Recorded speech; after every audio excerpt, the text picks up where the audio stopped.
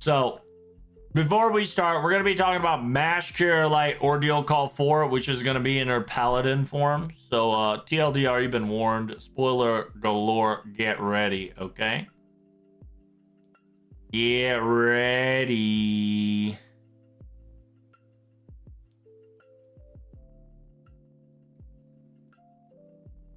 Okay?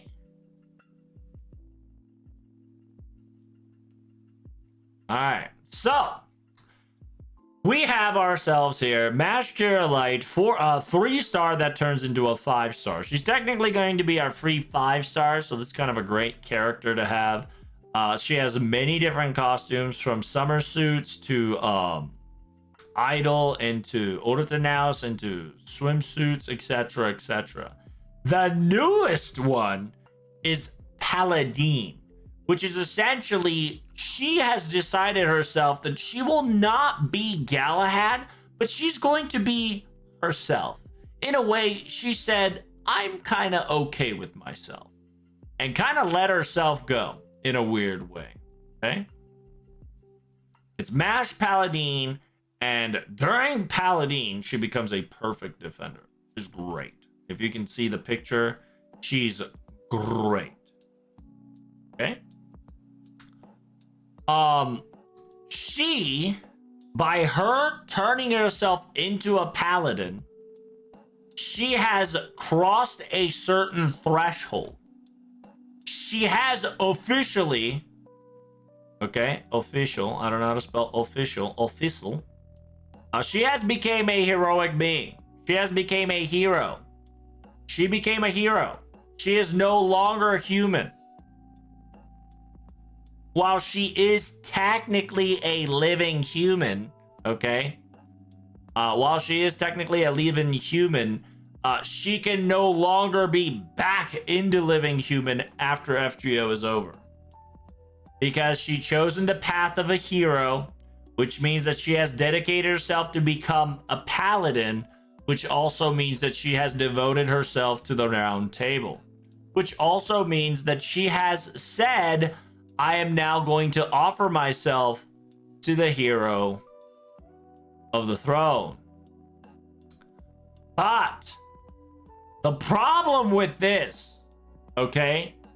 The problem with her being the heroes of the throne is that she can only exist in 2000 and...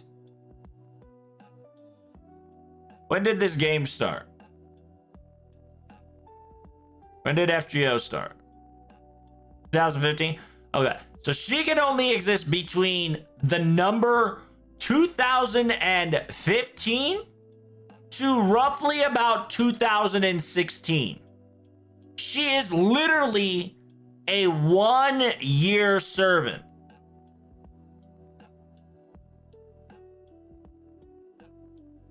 So when FGO is over, she is going to have to relive FGO all over again.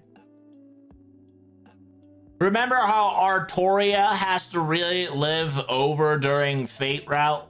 Remember how Fate Zero, that quote unquote, in order, like, remember she had to keep looping at a certain timeline until Elia said, hey, I need you, and kind of pulls her out. FGO became her death loop. Oh.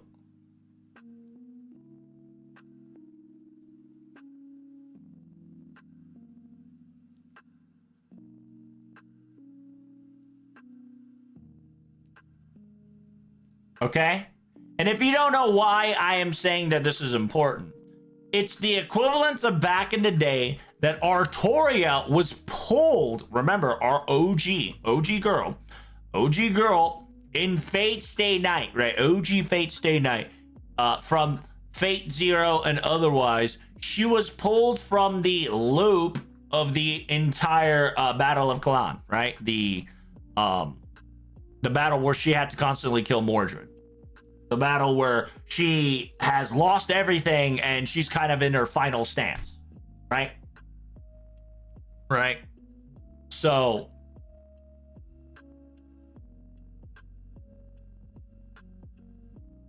because of this, Mash has now created her death loop. And her death loop is this entire year, which is FGO. By her dedicating herself into a paladin, she has pinned herself that FGO is going to be her death loop. So after everything is over, Mash is not going to be with us because she is now officially a hero. Now, she can go through a lot of bullshit, but in the end, when everything, okay?